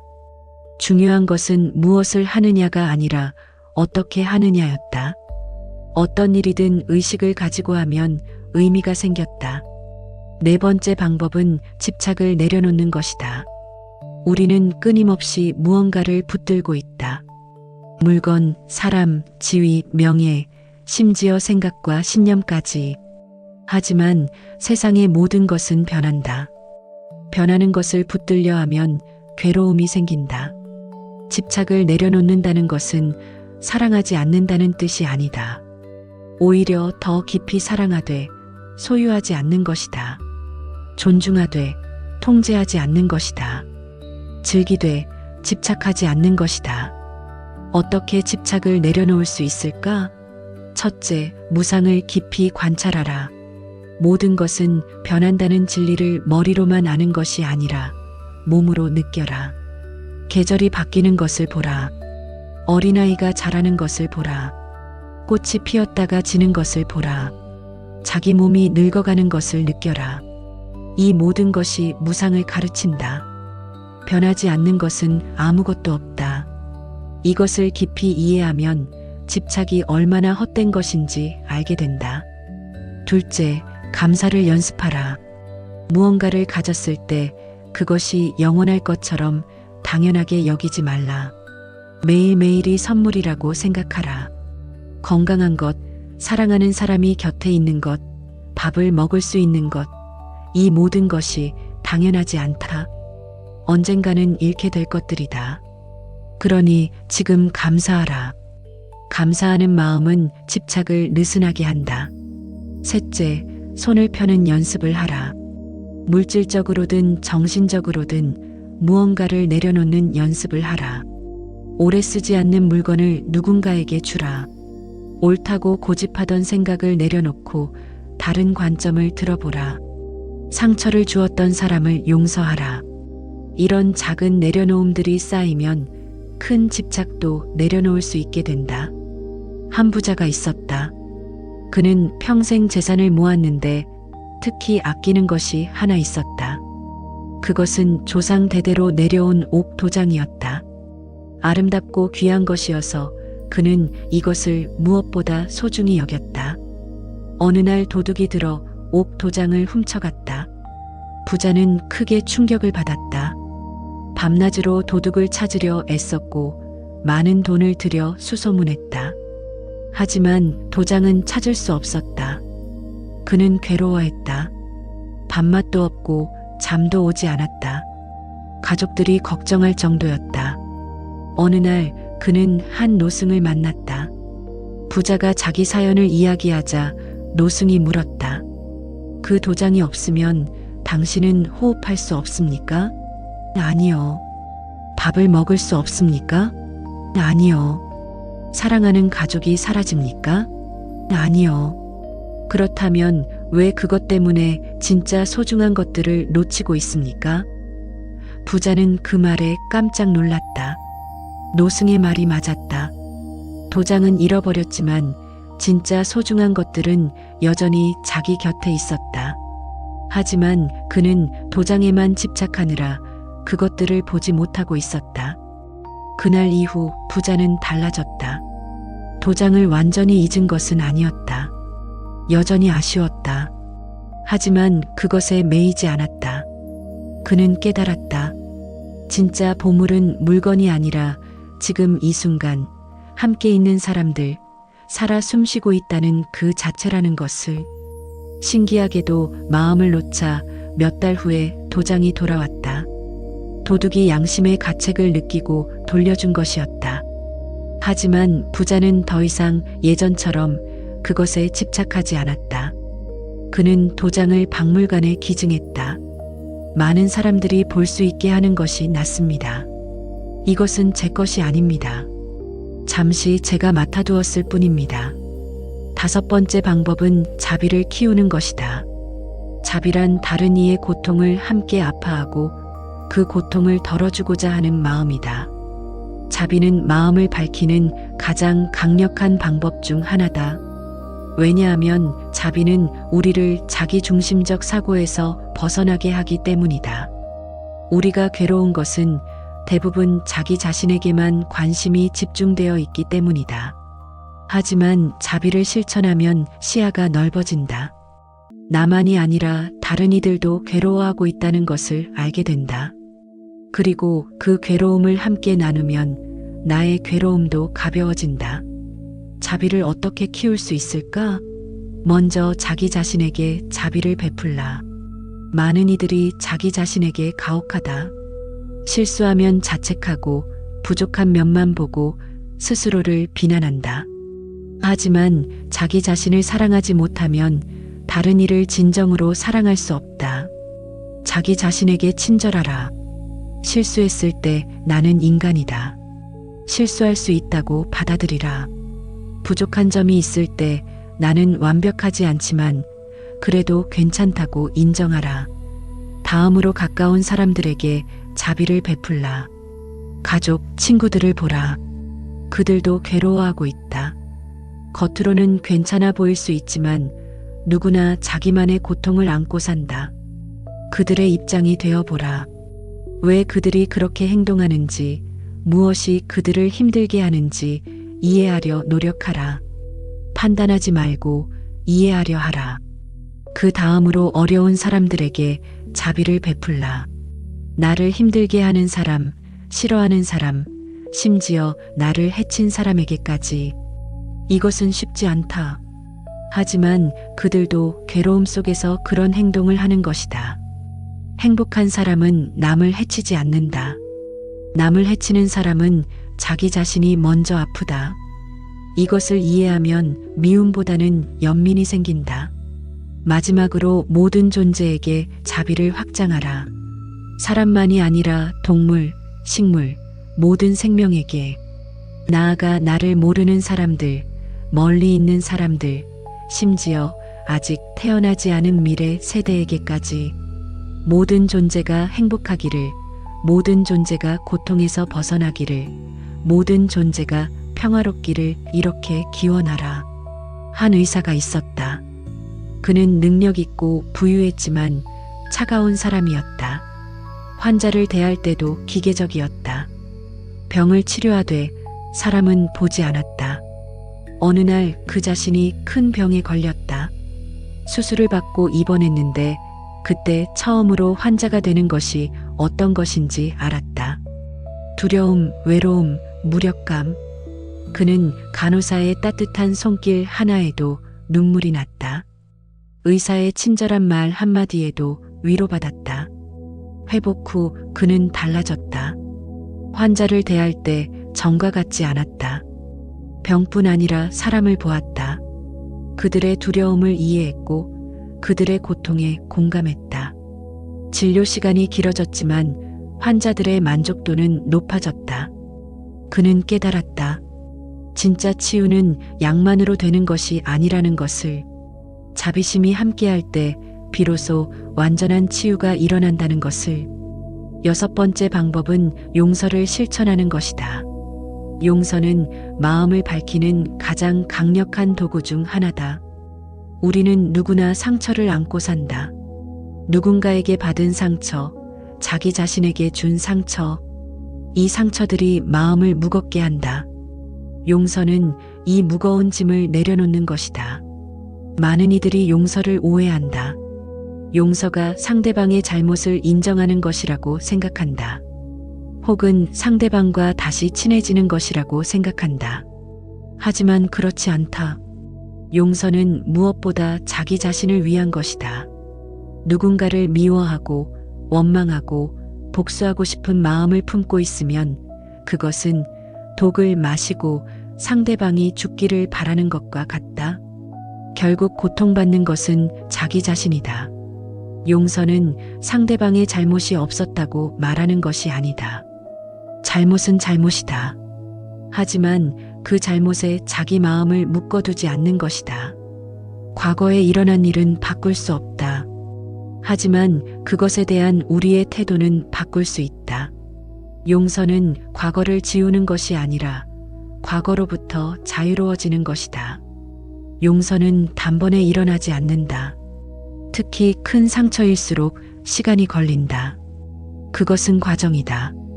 먼저 자기 감정을 인정하라. 화가 나고 억울하고 아픈 것은 당연하다. 그 감정을 부정하지 말라. 충분히 느껴라. 울고 싶으면 울어라. 화가 나면 화를 인정하라. 하지만 그 감정에 머물러 있지는 말라. 다음으로 상대방의 입장을 이해해보라. 이것이 쉽지 않다는 것을 안다. 하지만 시도해보라. 왜 그 사람이 그렇게 했을까? 그 사람도 고통 속에 있었던 것은 아닐까? 완벽한 이해가 되지 않아도 괜찮다. 단지 그 사람도 나처럼 불완전한 인간이라는 것을 인정하라. 그리고 선택하라. 이 원망을 계속 품고 살 것인가? 아니면 내려놓을 것인가? 용서는 선택이다. 쉬운 선택은 아니다. 하지만 가능한 선택이다. 나는 이 사람을 용서하기로 한다. 나 자신을 위해서라고 말하라. 처음에는 말뿐일 수 있다. 마음은 아직 따라오지 않을 수 있다. 괜찮다. 계속 선택하라. 말이 마음을 이끈다. 한 여인이 있었다. 그녀는 젊은 시절 가장 친한 친구에게 배신당했다. 그 친구는 그녀의 연인을 빼앗아갔다. 여인은 큰 충격을 받았다. 믿었던 사람들에게 이중으로 상처를 받은 것이었다. 그 후 10년이 넘도록 그녀는 그 일을 잊지 못했다. 그 친구의 이름만 들어도 가슴이 뛰었고 그때 일을 떠올리면 잠을 이룰 수 없었다. 그녀는 결혼도 하고 아이도 낳았지만 마음 한구석에는 항상 그 상처가 있었다. 나이 60이 되었을 때 그녀는 우연히 그 옛 친구를 다시 만났다. 친구는 많이 늙어 있었다. 그리고 불행해 보였다. 대화 중에 친구가 조심스럽게 말했다. 그때 일 정말 미안해. 평생 후회하며 살았어. 여인은 놀랐다. 자기는 10년 넘게 원망하며 살았는데 상대방도 후회하며 살았다는 것을. 그 순간 여인은 깨달았다. 그 일로 두 사람 모두 불행했다는 것을. 원망은 상대를 벌하지 못했다. 오히려 두 사람 모두를 벌했다. 그날 밤 여인은 깊이 생각했다. 그리고 결심했다. 이제는 놓아주기로. 오래 품었던 원망을 내려놓기로. 쉽지 않았다. 오랜 세월 익숙해진 감정이었기 때문이다. 하지만 그녀는 매일 아침 조용히 앉아 말했다. 나는 그녀를 용서한다. 나는 나 자신을 자유롭게 한다. 처음에는 공허한 말처럼 느껴졌다. 하지만 계속 반복했다. 몇 달이 지나자 변화가 일어났다. 그 친구를 생각할 때 예전처럼 가슴이 뛰지 않았다. 원망이 조금씩 사라지고 그 자리에 평화가 찾아왔다. 그녀는 깨달았다. 용서는 상대방을 위한 것이 아니라 자기 자신을 위한 것이었다. 용서를 통해 그녀는 자유로워졌다. 7번째 방법은 감사를 실천하는 것이다. 감사는 마음을 밝히는 가장 빠른 방법이다. 우리는 대부분 갖지 못한 것에 집중한다. 없는 것, 부족한 것, 잃어버린 것을 생각한다. 하지만 감사는 시선을 돌린다. 있는 것, 가진 것, 받은 것에 집중하게 한다. 그리고 이 시선의 변화가 세상을 완전히 다르게 보이게 한다. 매일 아침 눈을 뜰 때 감사하라. 오늘도 눈을 뜰 수 있음에 감사합니다. 이것이 당연한 일이 아니다. 어젯밤 잠든 사람 중 일부는 오늘 아침 깨어나지 못했다. 너희가 깨어났다는 것, 그것만으로도 축복이다. 밥을 먹을 때 감사하라. 한 그릇의 밥이 식탁에 오기까지 얼마나 많은 노력이 있었는가. 농부가 땀 흘려 씨를 뿌리고 거두었다. 햇빛과 비가 곡식을 키웠다. 누군가 운반하고 요리하고 상에 올렸다. 수많은 인연이 모여 이 한 그릇의 밥이 되었다. 이것을 생각하면 밥 한 술이 얼마나 귀한지 알게 된다. 건강할 때 감사하라. 아플 때만 건강의 소중함을 아는 것이 아니라 건강할 때 감사할 줄 알아야 한다. 손가락을 움직일 수 있는 것, 걸을 수 있는 것, 볼 수 있는 것, 들을 수 있는 것, 이 모든 것이 기적이다. 사랑하는 사람이 곁에 있을 때 감사하라. 영원히 함께할 것처럼 당연하게 여기지 말라. 언젠가는 이별이 온다. 그러니 지금 이 순간 함께 있을 수 있음에 감사하라. 말로 표현하라. 당신이 있어서 감사합니다. 이 말 한마디가 관계를 변화시킨다. 어려움이 올 때도 감사할 수 있다. 이것이 가장 어렵다. 고통 속에서 어떻게 감사할 수 있는가? 하지만 가능하다. 어려움은 우리를 성장시킨다. 시련은 우리를 강하게 한다. 고통은 우리에게 지혜를 준다. 이것을 이해하면 어려움 속에서도 배움을 발견할 수 있다. 이 어려움이 나를 더 나은 사람으로 만들어줌에 감사합니다. 한 농부가 있었다. 그는 작은 밭에서 근근히 살아갔다. 가난했지만 불평하지 않았다. 매일 아침 밭에 나가기 전에 그는 하늘에 감사했다. 오늘도 일할 수 있는 몸을 주셔서 감사합니다. 이 땅을 주셔서 감사합니다. 햇빛과 비를 주셔서 감사합니다. 이웃들은 그를 이상하게 여겼다. 저렇게 가난한데 무엇이 감사한가? 하지만 농부는 행복했다. 어느 해 큰 가뭄이 들었다. 곡식이 타들어갔다. 많은 농부들이 절망했다. 하지만 그 농부는 여전히 감사했다.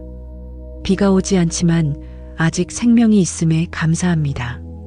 가족이 건강함에 감사합니다. 이웃들은 이해할 수 없었다. 곡식이 다 죽었는데 무슨 감사냐? 하지만 농부는 미소 지었다. 가뭄이 지나고 비가 왔다. 농부는 남은 씨앗을 심었다. 늦은 심기였지만 그는 최선을 다해 돌보았다.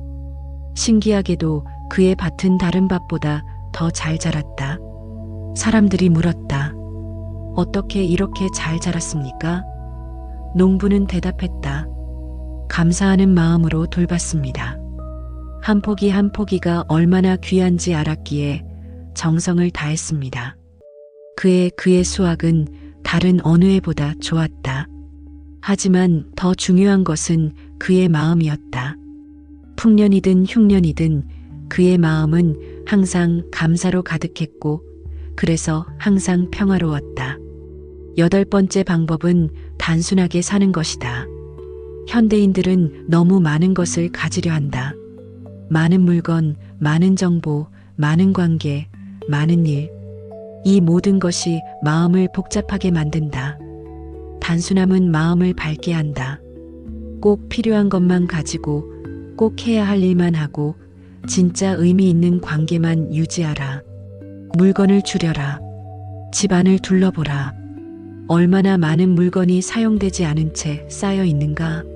이 물건들은 공간만 차지하는 것이 아니라 마음도 무겁게 한다. 1년 동안 사용하지 않은 물건은 과감히 정리하라. 누군가에게 주거나 버리거나 기부하라. 물건이 줄어들면 마음이 가벼워진다. 일을 줄여라. 모든 일을 다 할 필요는 없다. 정말 중요한 일에 집중하라. 덜 중요한 일은 거절할 용기를 가져라. 아니오라고 말하는 것이 무례한 것이 아니다. 자기 자신을 존중하는 것이다. 일이 줄어들면 시간이 생기고 시간이 생기면 삶을 음미할 여유가 생긴다. 욕심을 줄여라. 더 많이 가지려는 욕심, 더 높이 올라가려는 욕심, 더 인정받으려는 욕심을 내려놓아라. 지금 가진 것으로도 충분하다는 것을 알아라. 욕심이 줄어들면 만족이 늘어난다. 한 선비가 있었다. 그는 벼슬을 얻으려 평생 애썼다. 시험을 보고 사람을 만나고 온갖 노력을 했다. 하지만 벼슬은 얻지 못했다. 나이 60이 되어 그는 모든 것을 포기했다. 고향으로 돌아가 작은 초가집에 살기로 했다. 처음에는 실패한 인생 같았다. 하지만 단순하게 살면서 그는 변화를 경험했다. 아침에 일어나 산책하고 책을 읽고 밭을 일구고 손자들과 놀았다. 특별한 일은 없었다. 하지만 평화로웠다. 벼슬을 구하느라 바쁠 때는 늘 불안했다. 밤에도 잠을 설쳤고 사람들의 눈치를 봤다. 하지만 이제는 달랐다. 아무것도 바라지 않으니 실망할 것도 없었다. 아무것도 두려워하지 않으니 자유로웠다. 어느 날 옛 친구가 찾아왔다. 친구는 높은 벼슬에 올라 있었다. 화려한 옷을 입고 많은 수행원을 데리고 왔다. 하지만 그의 얼굴은 피곤해 보였다. 친구가 물었다. 자네는 이렇게 초라하게 사는데 후회가 없는가? 선비는 웃으며 대답했다. 나는 이제야 진짜 부자가 되었네. 자네는 많은 것을 가졌지만 마음의 평화가 없지 않은가? 나는 가진 것은 적지만 마음이 평화롭네. 어느 것이 진짜 부인가? 친구는 아무 말도 하지 못했다. 선비의 말이 맞았다. 그는 많은 것을 가졌지만 행복하지 않았다. 밤낮으로 걱정하고 사람들을 의심하고 지위를 잃을까 두려워했다. 그날 친구는 깨달았다. 진짜 풍요는 많이 가지는 것이 아니라 적게 필요로 하는 것이라는 것을. 9번째 방법은 죽음을 명상하는 것이다. 이것이 어둡게 들릴 수 있다. 하지만 그렇지 않다. 죽음을 생각하는 것은 삶을 더 밝게 사는 방법이다. 우리가 영원히 살 것처럼 행동하기 때문에 정작 중요한 것을 놓친다. 하지만 죽음이 가까이 있다는 것을 안다면 매 순간이 소중해진다. 죽음을 명상한다는 것은 죽음을 두려워하는 것이 아니다. 죽음을 받아들이는 것이다. 모든 생명은 태어나면 반드시 죽는다. 이것은 자연의 법칙이다. 부처도 죽었고 성자도 죽었고 왕도 죽었다. 아무리 부자여도 아무리 권력이 있어도 아무리 건강해도 결국은 죽는다. 이것을 깊이 이해하면 두 가지 변화가 일어난다. 첫째, 집착이 줄어든다. 어차피 모든 것을 두고 가야 한다면 무엇을 그렇게 붙들고 있을 필요가 있는가? 재산, 명예, 지위, 이 모든 것이 일시적이라는 것을 알면 거기에 매이지 않게 된다. 둘째, 지금 이 순간이 소중해진다. 언제 죽을지 모른다. 내일일 수도 있고 1년 후일 수도 있고 10년 후일 수도 있다. 확실한 것은 아무것도 없다. 그렇다면 지금 이 순간을 어떻게 살아야 하는가? 미루지 말라. 하고 싶은 말이 있으면 지금 하라. 만나고 싶은 사람이 있으면 지금 만나라. 베풀고 싶으면 지금 베풀라. 내일을 기약할 수 없다. 한 부자가 있었다. 그는 평생 돈을 모았다. 나중에 여유가 생기면 자식들과 시간을 보내야지. 나중에 은퇴하면 아내와 여행을 가야지. 나중에 여유가 생기면 봉사를 해야지. 늘 나중에를 말했다. 하지만 나중은 오지 않았다. 어느 날 그는 갑자기 쓰러졌다. 심장마비였다. 병상에 누워 그는 깨달았다. 자기에게 나중은 없다는 것을.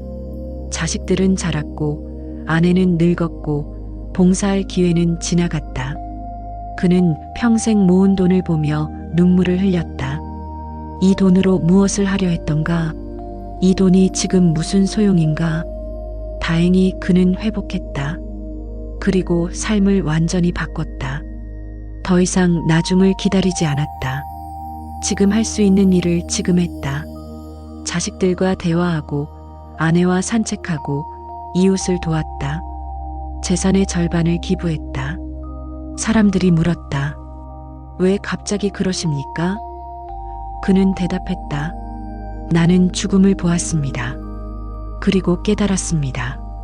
인생은 짧고 정말 중요한 것은 얼마 없다는 것을. 10번째 방법은 매 순간 깨어있는 것이다. 우리는 대부분 잠들어 살아간다. 몸은 움직이지만 정신은 자동 모드로 작동한다. 습관대로 움직이고 생각 없이 반응하고 의식 없이 시간을 보낸다. 하지만 진정으로 산다는 것은 깨어있는 것이다. 매 순간 의식하고 알아차리고 선택하는 것이다. 깨어있기 위해서는 먼저 자동 모드를 벗어나야 한다. 익숙한 것을 낯설게 보라. 매일 걷는 길을 새로운 눈으로 보라. 매일 만나는 사람을 처음 만나는 것처럼 대하라. 매일 먹는 음식을 처음 먹는 것처럼 음미하라. 익숙함이 우리를 잠들게 한다. 신선함이 우리를 깨운다. 질문을 던져라. 나는 지금 무엇을 하고 있는가? 왜 이것을 하고 있는가? 이것이 정말 내가 원하는 것인가? 이런 질문들이 우리를 깨운다. 대부분의 사람들은 이런 질문을 던지지 않는다. 그래서 원하지도 않는 삶을 살면서도 그것을 깨닫지 못한다. 선택하라. 매 순간 우리에게는 선택이 있다. 화를 낼 것인가, 참을 것인가, 불평할 것인가, 감사할 것인가. 두려워할 것인가, 용기를 낼 것인가. 대부분의 사람들은 선택하지 않는다. 그냥 반응한다. 하지만 깨어있으면 선택할 수 있다. 그리고 선택은 우리를 자유롭게 한다. 한 스님이 제자들을 가르치고 있었다. 어느 날 그는 물었다. 너희는 깨어 있는가? 제자들은 당연하다는 듯 대답했다. 네, 깨어 있습니다. 스님이 말했다. 그렇다면 지금 이 순간 너희의 호흡을 의식하고 있었는가? 제자들은 아무 말도 하지 못했다. 호흡을 의식하지 않고 있었기 때문이다. 스님이 말했다.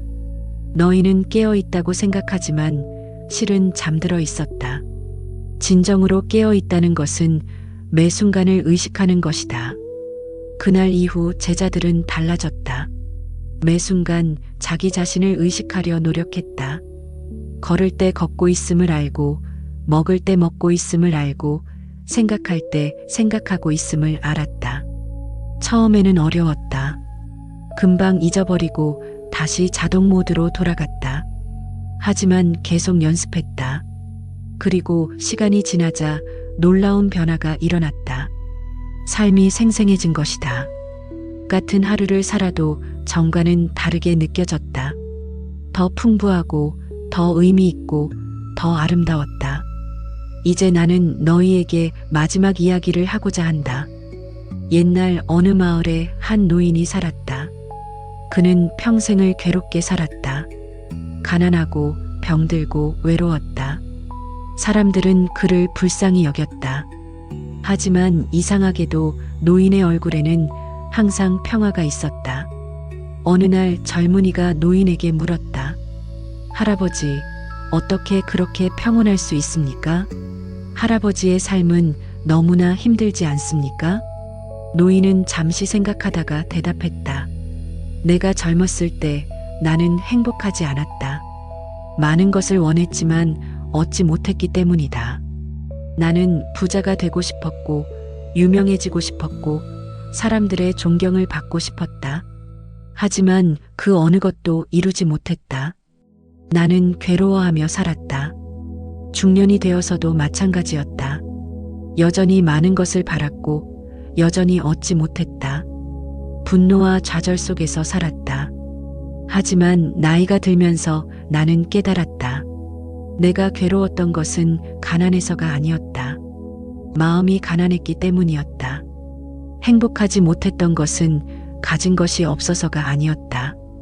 감사할 줄 몰랐기 때문이었다. 외로웠던 것은 사람이 없어서가 아니었다. 마음을 열지 않았기 때문이었다. 노인은 계속했다. 어느 날 나는 결심했다. 이제는 다르게 살아보자. 가진 것에 감사하고 없는 것은 집착하지 말자. 남과 비교하지 말고 내 삶을 살자. 과거를 후회하지 말고 미래를 걱정하지 말고 오직 지금 이 순간을 살자. 그렇게 하루하루를 살았다. 신기하게도 삶이 달라졌다. 환경은 그대로였다. 여전히 가난했고, 여전히 병들었고, 여전히 혼자였다. 하지만 내 마음이 바뀌자 모든 것이 달라 보였다. 가난해도 충분했고, 병들어도 살아있음에 감사했고, 혼자여도 고독하지 않았다. 나는 깨달았다. 행복은 밖에 있지 않고 안에 있다는 것을. 마음이 밝으면 세상도 밝다는 것을. 젊은이는 그 말에 깊은 감동을 받았다. 그는 집으로 돌아가 자기 삶을 돌아보았다. 그도 많은 것을 가지고 있었지만 만족하지 못하고 있었다. 늘 더 많은 것을 원하고 가진 것에 감사하지 못했다. 그날 이후 그는 달라졌다. 노인의 가르침을 따라 살기 시작했다. 그의 삶도 변화했다. 더 평화로워지고 더 행복해졌다. 이것이 바로 내가 오늘 너희에게 전하고자 한 진리다. 마음이 밝으면 인생도 밝아진다. 세상을 바꿀 수는 없다. 하지만 세상을 보는 눈은 바꿀 수 있다. 환경을 완벽하게 만들 수는 없다. 하지만 환경에 대한 태도는 바꿀 수 있다. 다른 사람을 바꿀 수는 없다. 하지만 자기 자신은 바꿀 수 있다. 그리고 자기 자신이 바뀌면 신기하게도 세상도 바뀐 것처럼 느껴진다. 너희들, 특히 오랜 세월을 살아온 이들이여. 너희는 많은 것을 겪었다. 기쁨도 있었고 슬픔도 있었다.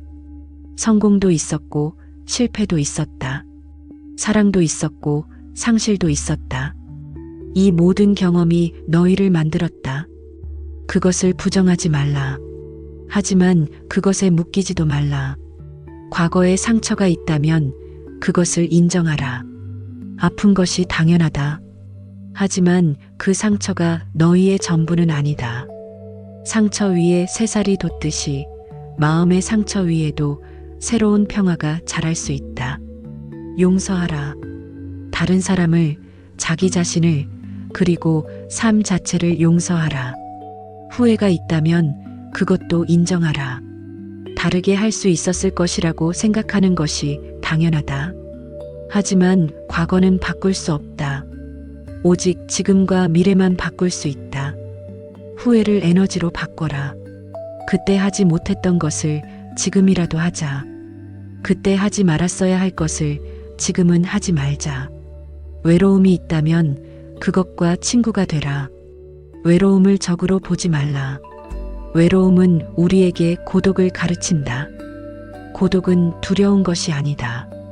고독 속에서 우리는 자기 자신과 만난다. 그리고 자기 자신과 평화롭게 지낼 수 있을 때 우리는 더 이상 외롭지 않다. 두려움이 있다면 그것을 바라보라. 무엇이 두려운가? 죽음이 두려운가? 죽음은 자연스러운 것이다. 싸울 필요가 없다. 받아들이라. 병이 두려운가? 병은 몸의 메시지다. 귀 기울이라. 상실이 두려운가? 모든 것은 언젠가 잃게 된다.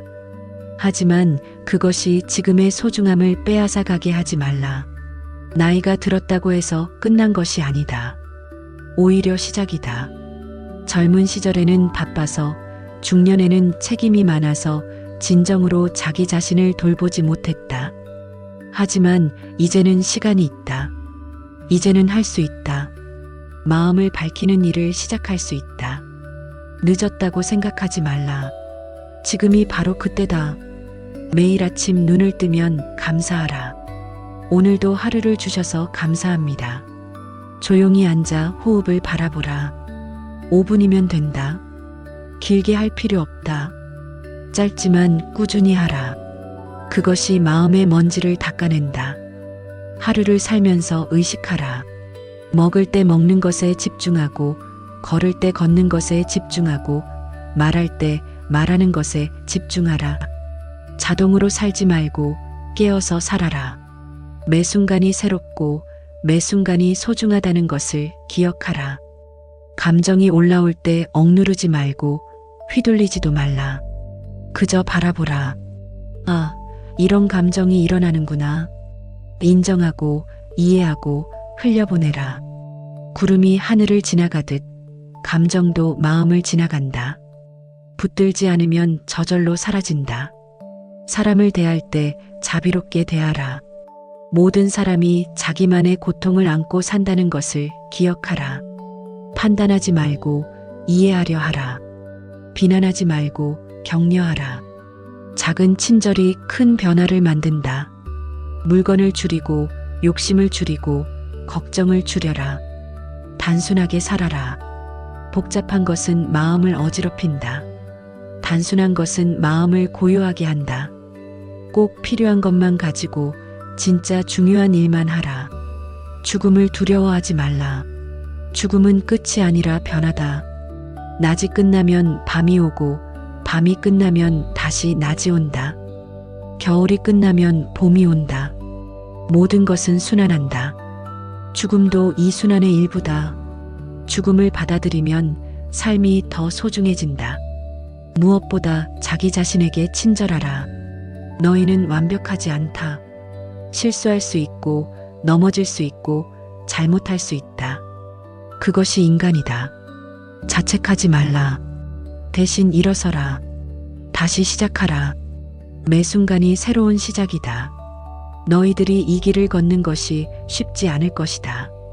습관을 바꾸는 것은 어렵다. 오랜 세월 굳어진 마음을 부드럽게 하는 것은 시간이 걸린다. 하지만 포기하지 말라. 한 걸음 한 걸음, 하루하루 조금씩 나아가라. 완벽을 추구하지 말라. 진전을 추구하라. 어제보다 조금 나은 오늘이면 충분하다.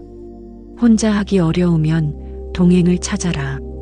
같은 길을 가는 사람들이 있다. 함께 걸으면 길이 덜 외롭다. 서로 격려하고 서로 지지하라. 혼자서는 약하지만 함께면 강하다. 때로는 넘어질 것이다. 괜찮다. 일어서라. 때로는 잊어버릴 것이다. 괜찮다. 다시 기억하라. 때로는 의심이 들 것이다. 괜찮다. 계속 시도하라. 중요한 것은 완벽하게 하는 것이 아니라 계속하는 것이다. 그리고 언젠가 어느 순간 너희는 깨달을 것이다. 자기 마음이 예전과 다르다는 것을. 예전 같으면 화를 냈을 일에 웃게 되고, 예전 같으면 슬퍼했을 일에 평화를 느끼고, 예전 같으면 두려워했을 일에 담대해지는 자신을 발견할 것이다. 그것이 변화다.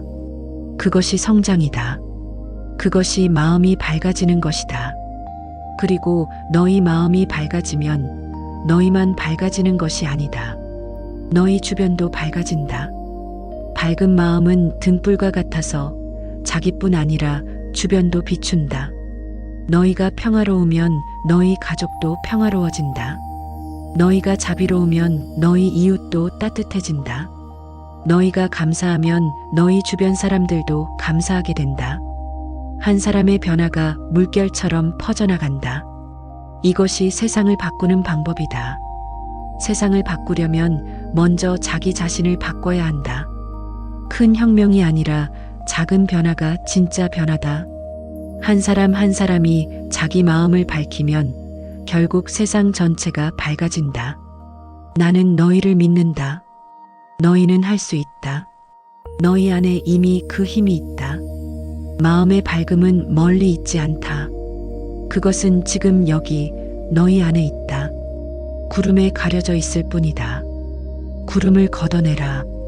그러면 해가 빛날 것이다. 매일 아침 일어날 때 이렇게 말하라. 오늘 나는 마음을 밝힐 것이다. 오늘 나는 깨어 있을 것이다. 오늘 나는 자비롭고 감사할 것이다. 매일 저녁 잠들 때 이렇게 돌아보라. 오늘 나는 어떻게 살았는가? 무엇을 잘했는가? 무엇을 더 잘할 수 있었는가? 자책하지 말고 배우라. 오늘 부족했다면 내일 더 나아지면 된다. 너희가 지금 몇 살이든 어떤 상황에 있든 그것은 중요하지 않다. 중요한 것은 지금 이 순간 너희가 어떤 선택을 하느냐다. 과거에 어떻게 살았든 지금부터 다르게 살 수 있다. 미래가 어떻게 될지 모르지만 지금 이 순간을 아름답게 만들 수 있다. 나는 너희에게 많은 방법을 이야기했다. 하지만 방법은 도구일 뿐이다. 진짜 중요한 것은 마음이다. 진심으로 변화를 원하는 마음, 자기 자신을 사랑하는 마음, 다른 이들을 배려하는 마음, 삶에 감사하는 마음. 이런 마음이 있다면 방법은 저절로 따라온다. 기억하라. 마음이 밝으면 인생도 밝다. 이것은 단순한 말이 아니다. 이것은 진리다. 수천 년 동안 수많은 이들이 경험한 진리다. 나도 경험했고 너희도 경험할 수 있다. 의심하지 말라. 믿고 시도하라. 그러면 알게 될 것이다. 세상은 있는 그대로다. 좋지도 나쁘지도 않다. 너희 마음이 그것을 좋거나 나쁘게 만든다. 그러므로 세상을 탓하지 말라. 너희 마음을 돌보라. 마음이 밝으면 어떤 상황에서도 평화를 찾을 수 있다. 마음이 어두우면 아무리 좋은 상황에서도 괴로움을 만든다. 너희는 선택할 수 있다. 밝음을 선택할 것인가? 어둠을 선택할 것인가? 평화를 선택할 것인가? 괴로움을 선택할 것인가? 사랑을 선택할 것인가? 미움을 선택할 것인가? 매 순간 선택은 너희 손에 있다. 현명하게 선택하라. 나는 너희가 행복하기를 바란다. 진정으로 행복하기를. 밖에서 오는 일시적 즐거움이 아니라 안에서 우러나오는 깊은 평화를 갖기를. 조건적 행복이 아니라 무조건적 평화를 갖기를. 이것이 내가 너희에게 바라는 것이다. 너희가 나이 들어 이 세상을 떠날 때 후회 없이 떠나기를. 나는 잘 살았다. 최선을 다했다. 사랑했고 용서했고 감사했다고 말할 수 있기를. 그것이 잘 산 인생이다. 많이 가진 인생이 아니라 깊이 산 인생. 높이 오른 인생이 아니라 의미 있게 산 인생. 그런 인생을 살기를. 너희의 마음속에 작은 등불 하나를 켜라. 아주 작아도 괜찮다. 그 등불이 어둠을 물리칠 것이다. 그리고 그 등불을 키워라. 조금씩 매일매일. 그러면 언젠가 그 등불이 햇빛처럼 밝아질 것이다. 그때 너희는 깨달을 것이다. 그 등불이 원래 거기 있었다는 것을. 너희가 만든 것이 아니라 원래 있던 것을 발견한 것이라는 것을. 내면의 밝음은 너희의 본성이다. 그것은 절대 사라지지 않는다. 가려질 수는 있지만 없어지지 않는다.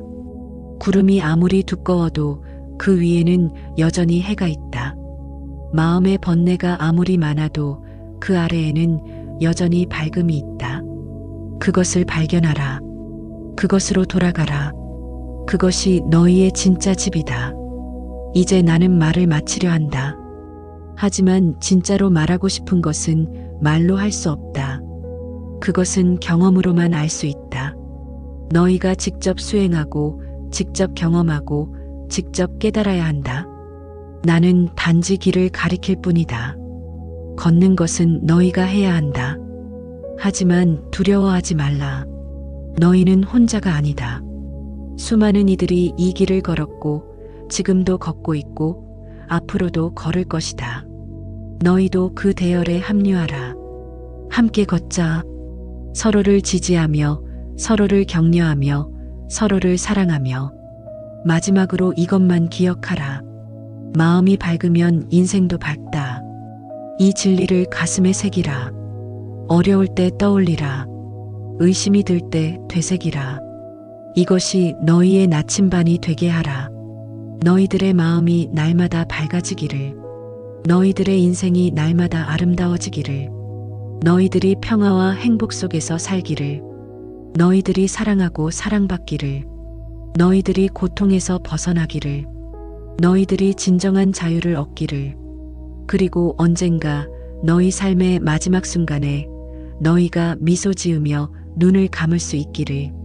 좋은 인생이었다고 말할 수 있기를. 후회 없이 평화롭게 감사하는 마음으로 다음 여정으로 나아갈 수 있기를. 이것이 나의 바람이다. 이것이 나의 기도다. 너희 모두에게, 이 순간 이 말을 듣고 있는 모든 이에게, 그리고 이 세상 모든 존재에게, 모두가 밝은 마음으로 살기를, 모두가 행복하기를, 모두가 평화롭기를. 이제 고요히 앉아 있어라. 눈을 감고 호흡을 느끼라. 지금 이 순간 이 평화를 느끼라. 이것이 너희의 진짜 본성이다. 이것이 너희가 돌아가야 할 곳이다. 언제든지 어디서든지 이 고요함으로 돌아올 수 있다. 그것을 잊지 말라. 너희들의 마음에 밝은 등불이 켜지기를. 그 등불이 결코 꺼지지 않기를. 그 빛이 너희 삶을 비추고 너희 주변을 밝히고 결국 온 세상을 밝히기를. 평화가 함께하기를. 사랑이 함께하기를. 빛이 함께하기를. 오늘의 이야기는 여기까지입니다. 다음에 더 좋은 이야기로 돌아오겠습니다.